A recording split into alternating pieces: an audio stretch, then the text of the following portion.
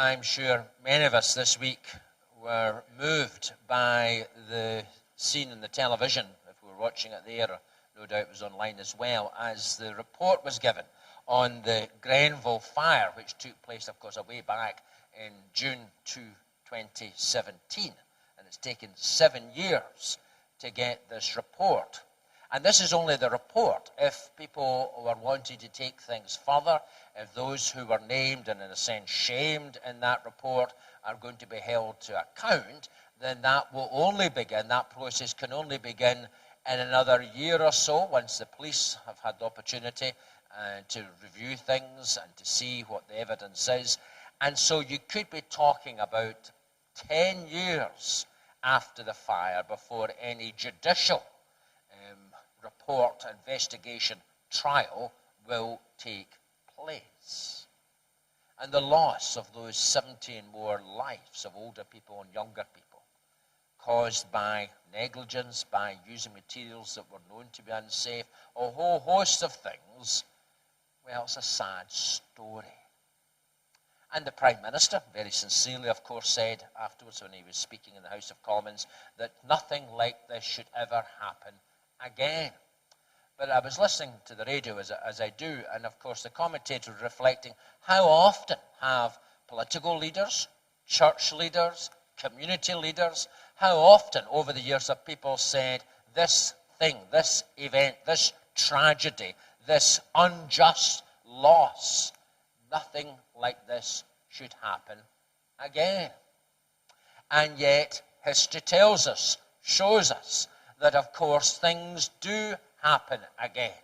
None of us nowadays are old enough to remember the First World War. Even those who remember the Second World War now are getting few and far between. But the First World War was supposed to be the war that ended all wars. There should be nothing like that ever again. And yet the next century, up till today, has seen not only the global Second World War, but conflict and strife and injustice and innocent people being killed and all the consequences of that. And we see that today in Ukraine and the war with Russia. We see that in Israel and Palestine. And we see that, but you don't see it so much in the main news, but if you want to investigate a bit further, you can see that in many, many other conflicts in the world. And of course, people can therefore then say, well, what has God got to say about that? How can there be a God in such a world? My wife, along with our family and children's worker at the church, we employ somebody to work with young people and with our families, and one or two other helpers. They run a number of things, but they run an event on a Monday evening known as Connect. They have done so for many years. My wife was one of the first people who started it way back in the 2000s. And there's about quite a good wee group of young people, teenage people, and they're not all church people. There's a lad who's been coming along for the last couple of years. He's now in 4th year at school. And yes, he's a wee bit of a geeky kind of guy. He's into Lego, but adult Legos, the big fancy stuff. He's very thoughtful for his age, very reflective in his age. Probably a wee bit of a loner, doesn't have a lot of friends at school, and yet he's thinking about things. And he's been coming along for the last couple of years and really listening and engaging with what's being said about the arguments for the existence of God and about Christ and about all the things to do with that. It restarted last Monday night, and he brought along a friend from school. And starting a new session, then the theme was God. Does God exist? And if he does, what does that mean? And our family and children's worker was telling my wife that she passed. There was a kind of, they break into breakout sessions, and they're their own groups and they're talking about things. And here was this lad coming, I have to say, from a non-Christian home. Indeed, his dad wouldn't, his parents are atheists, they would say that. His mum's a wee bit more sympathetic, but his dad certainly isn't. Wouldn't allow him. He wanted to go to an SU camp. There is a Lego camp you can go to as a teenager and get involved in building things and all those things associated with that. And he wanted to go to that. His dad wouldn't let him. And so he comes from a completely non-church background, non-Christian background, and yet here's this lad, after thinking about things and reflecting on things, saying to his friend, who came away with a very understandable thing, well, if there's a God, why is there so much suffering in the world?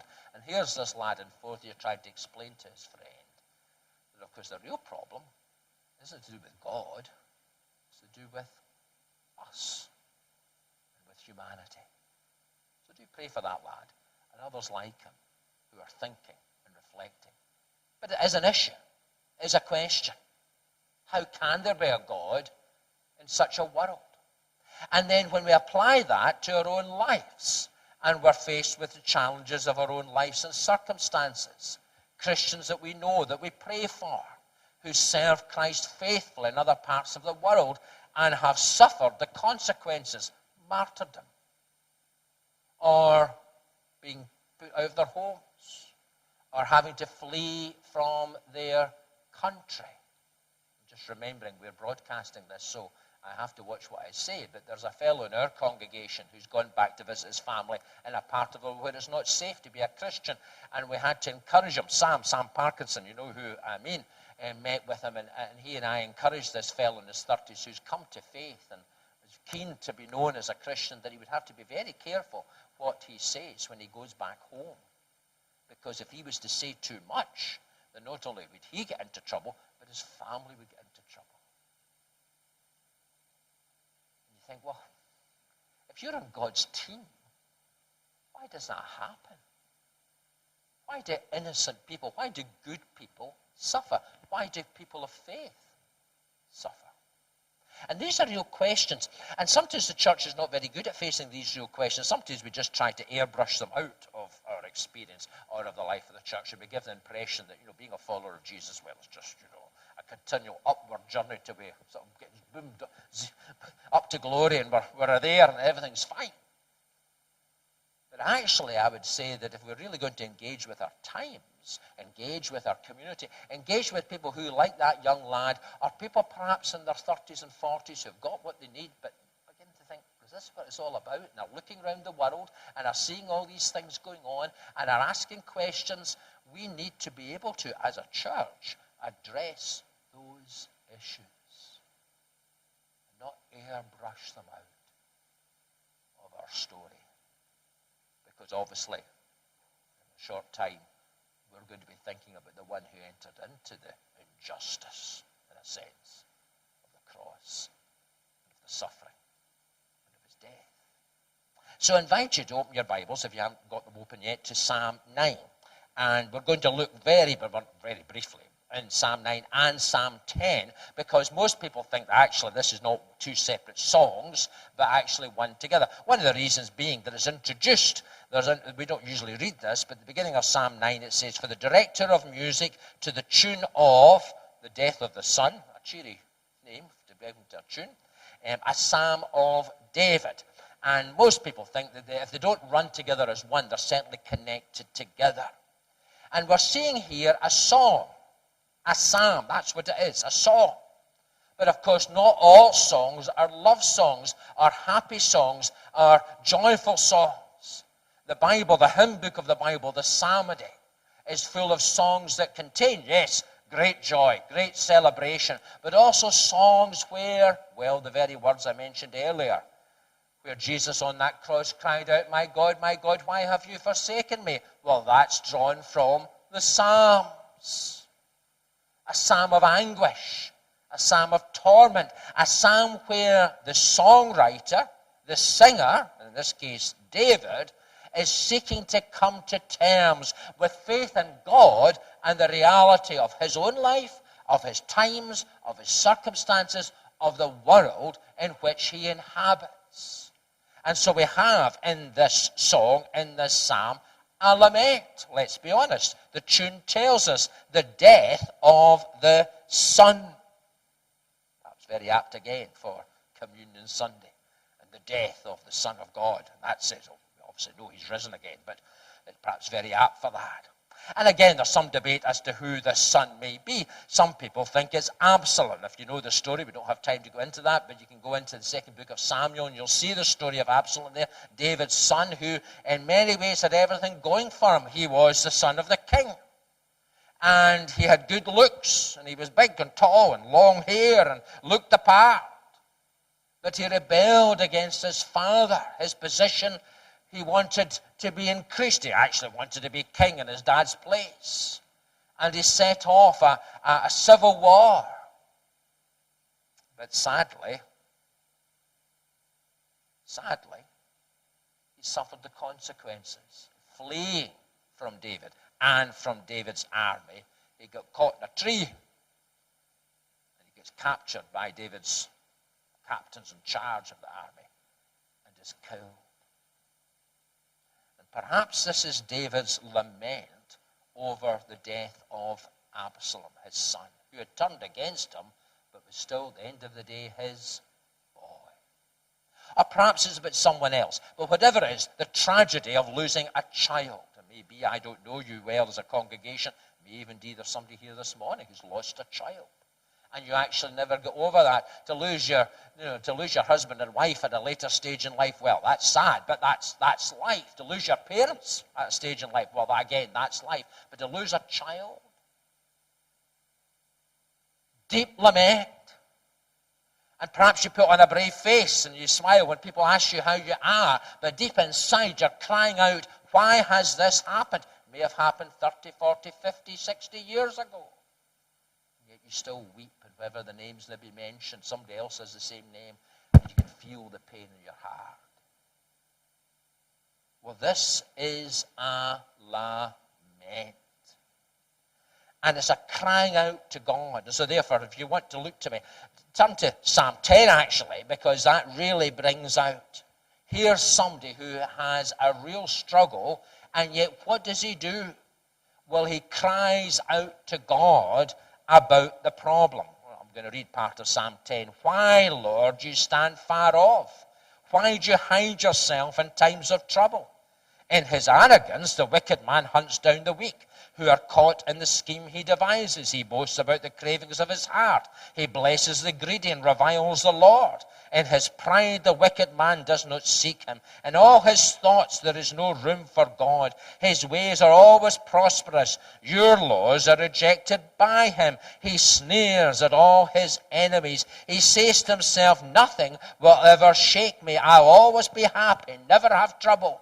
His mouth is full of curses and lies and threats. Trouble and evil are under his tongue. He lies in wait near the villages. From ambush he murders the innocent, watching in secret for his victims. He lies in wait like a lion in cover. He lies in wait to catch the helpless. He catches the helpless and drags them off in his net. His victims are crushed. They collapse. They fall under his strength. He says to himself, God has forgotten. He covers his face and never sees it. And then in verse 13, why does the wicked man revile God? Why does he say to himself, he won't call to me to account? Here is the psalmist confronted with bad people with no faith, with no regard for God, no respect for God's laws or anything else, getting away with it. Do you ever feel that sometimes?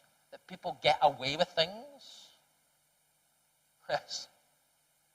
Where's justice in that? Bad things are delighted in.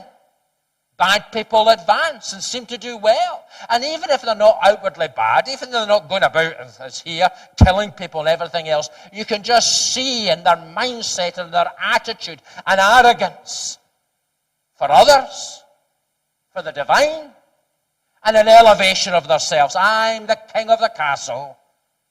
You lot are dirty wee rascals. I'll do it my way, because my way's best for me. Depart with anybody else who gets in the road. And they seem to prosper. They seem to do well. Later on in the book of Psalms, and this is why it's so good to have the Psalms, the hymn book in our Bibles, because, as I say, they cover a whole range of human experience. Later on, in Psalm 73, this is not a Psalm of David, but the same expression is felt. He starts off by saying, surely God is good to Israel, to those who are pure in heart. He says what people would expect him to say, and then he says how he really feels. But as for me, my feet had almost slipped. I'd nearly lost my foothold, for I envied the arrogant when I saw the prosperity of the wicked. They have no struggles. Their bodies are healthy and strong. They are free from the burdens common to man. They are not plagued by human ills. Therefore pride is their necklace. They clothe themselves with violence. From their callous hearts come iniquity. The evil conceits of their minds know no limits. They scoff and speak with malice. In their arrogance they threaten oppression. Their mouths lay claim to heaven. Their tongues take possession of the earth. Therefore their people turn to them and drink up waters in abundance. They say, how can God know? Does the Most High have knowledge? This is what the wicked are like, always carefree. They increase in wealth. And then he says, surely in vain have I kept my heart pure. In vain have I washed my hands in innocence. All day long I've been plagued. I've been punished every morning. Here is a crisis of faith. But the point is that he's talking about it. Who's he talking to? To himself? We can all be like that, can't we? Sometimes people say, what's the sign of talking to Jesus? The sign of madness. It can also be the sign that you're actually quite able to think things through and you want to articulate them. But we can turn things on and round in our mind. Why this happened. Why the world is the way it is. Why this loss took place. Why these circumstances. And we can spend sleepless nights going over and over and over again. Or like the psalmist, we can talk to God about them. We can bring to him how we actually feel, what we're actually troubled about, those things that we struggle with, those things that really, really sometimes put us to the point where we think, well, is there any point in believing in God and following Jesus in the midst of the mess we're in? We need to be honest to be able to talk to God. What is it? I didn't bring my mission praise. Oh, there's one here. Good. I meant to bring it. What is it? Just comes to mind, that old hymn that we, no doubt, often like to think, what a friend we have in Jesus. Some of you older folks will remember it better than free. Have we trials and temptations? Is there trouble anywhere? We should never be discouraged. Take it to the Lord in prayer. Can we find a friend so faithful who will all our sorrows share? Jesus knows our every weakness. Take it to the Lord in prayer.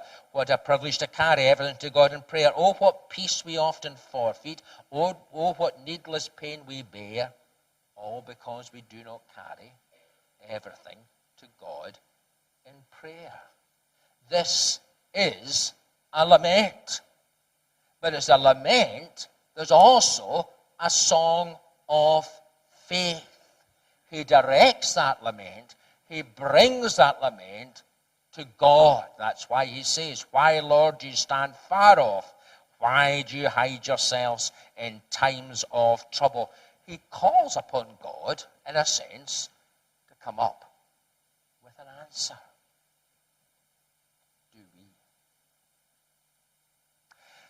Some of you will know, I've mentioned before, that I had an operation earlier in the year, and it was to remove my prostate. Nice subject to talk about on a Sunday morning, because it was full. By the time they took it out, it was full of cancer, and the surgeon carried out his procedures and did everything he was meant to do, and was very positive. And when I saw him at the end of February, shook my hand and said, oh, you'll be fine, everything should be okay. But you'll still be maintained. They'll do a blood test every 4 months. Well, I got my blood test when I came back in June, and I was all quite, well, it's fine, got it done. But unfortunately, then I got a letter telling me that the blood test wasn't fine. And then I had to get another blood test, and it was even worse. And I'm going this week to get yet another blood test, and, well, unless there's a miracle, it certainly won't be any better. And it's all a sign that the cancer hasn't gone away. It's still here somewhere. And the consequence is that I'm going to have to go and have a PET scan, one of these very intensive scans, to see. And I did say to the nurse practitioner when I spoke to her, I said, I might have thought it maybe would come back someday, but I didn't think it would come back within 6 months. What could I do? Well, I could really get fed up, couldn't I? What's the point?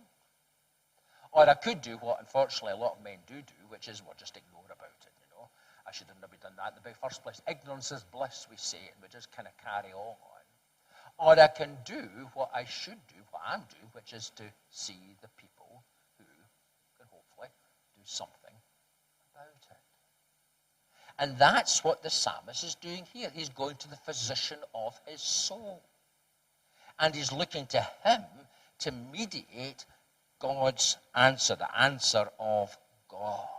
And so that's why in Psalm 9, he can say, I will give thanks to you, Lord, with all my heart. I will tell of all your wonderful deeds. I will be glad and rejoice in you. I will sing the praises of your name, Most High. Why can he do that? He says this, my enemies turn back. They stumble and perish before you. For you upheld my right and my cause, sitting enthroned as the righteous judge. You have rebuked the nations and destroyed the wicked. You have blotted out their name forever and ever. Endless ruin has overtaken my enemies. You have uprooted their cities. Even the memory of them has perished. The Lord reigns forever. He has established his throne for judgment. He rules the world in righteousness and judges the peoples with equity. The Lord is a refuge for the oppressed, a stronghold in time of trouble. Those who know your name trust in you, for you, Lord, have never forsaken those who seek you. And then he goes on to say in verse 13, Lord, see how my enemies persecute me. Have mercy and lift me up from the gates of death, that I may declare your praises in the gates of daughter of Zion. Verse 15, the nations have fallen to the pit they have dug. Their feet are caught in the net they have hidden. The Lord is known by his acts of justice. The wicked are ensnared by the work of their hands. The wicked go down to the realm of the dead. All the nations that forget God, but God will never forget the needy. The hope of the afflicted will never perish. What he does is he brings his lament to God, tells God how he feels, and then with God's help, with God's insight, with God's presence, he begins to reflect on the way things really are. And the mansions we might have here on earth, and there's plenty of them, nice mansions in Bearsden and Milngavie, as there is in Livingston, won't guarantee a mansion in heaven, will it? In fact, often, the more that we have here on earth, the less we'll have in glory, and we will not be in glory at all. And it's said in the mansion in heaven, not by the pit of hell.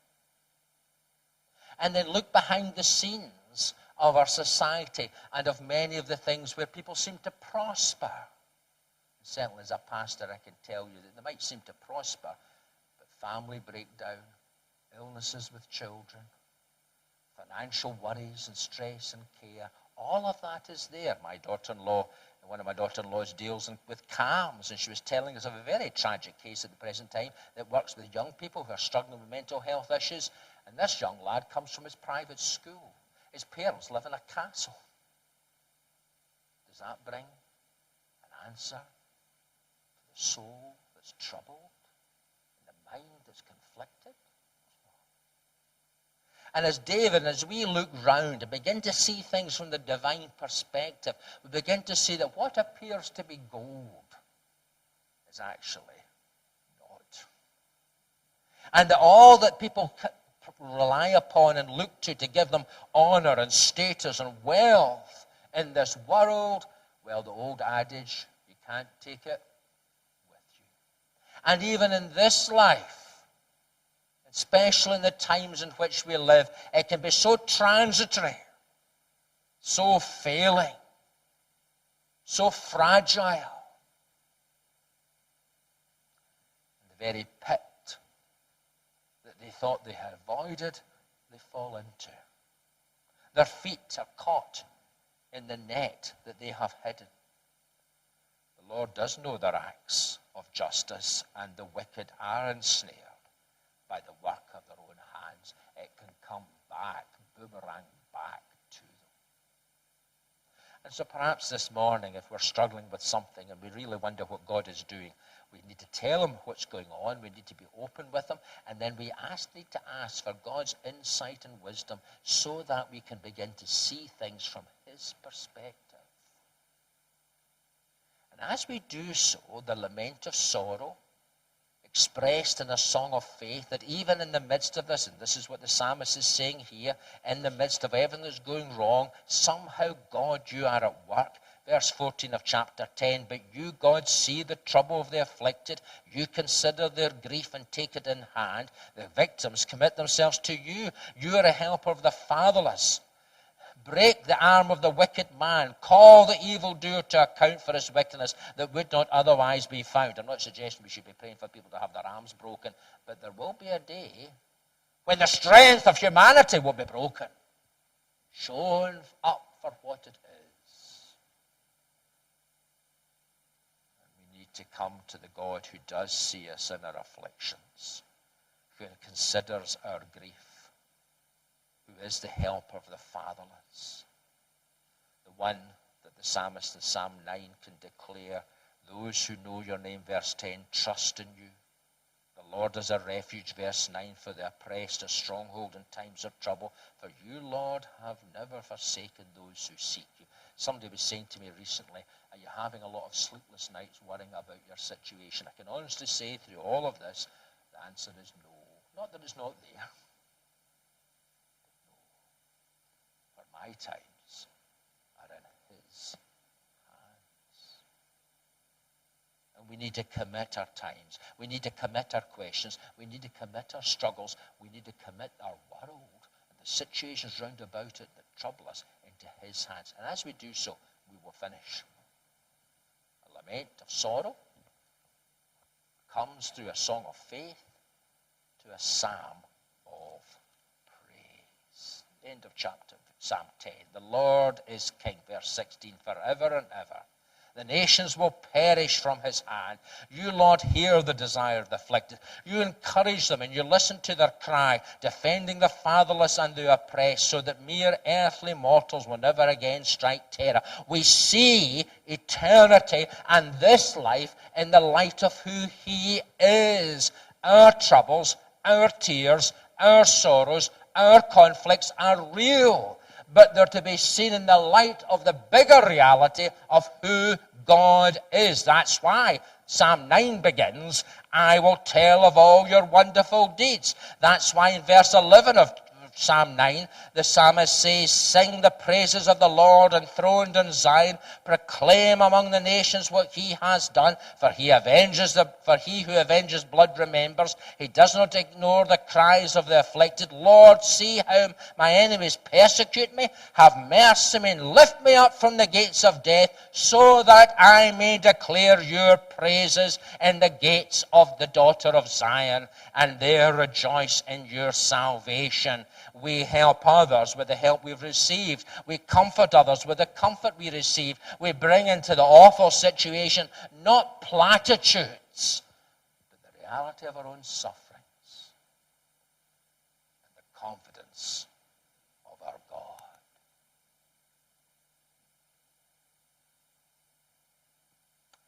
And I would suggest in our very fragile times, when it would just take conflict in Asia to cause the banks to crash, interest rate to go up to 15 or 20%. How many people that you know round about you, perhaps even some of you sitting here, could afford your house with a mortgage rate at that rate? I still remember it was 15%, some of us will. And worse, all of this, well, not this, but you know what I mean, turned to us. Who will people turn to then? Turn to men and women who are real, who have a real faith and a real testimony. And even in the lament of sorrow, even in the death of a son, even in the brokenness of dreams, even in the questions, the deep questions we face in life. If I had been attended to last autumn when I should have been, I wouldn't be standing here now facing cancer again. I wouldn't have been. We have real questions. God who's greater, wiser, and more wonderful than we could ever possibly take in. And we say, Lord, deliver me. Lift me from the gates of death, so that I may declare your praises to those who need to hear in a very fragile and broken world. Take time to read Psalm 9 and 10. Very easy to jump over these Psalms and go to Psalm 23 or something else. It would have been. But also remember what the tune is. The death of the Son. Here is my beloved Son. The Father said, in whom I am well pleased. Here is the man of sorrows, the crucified Saviour, the Lord of glory, the Prince of peace. And it's in his name and through him we come to God in praise and in prayer. So let's do that together now as we sing our hymn, as we approach communion. God is our strength, and we'll sing it to a tune that many of us will also be familiar.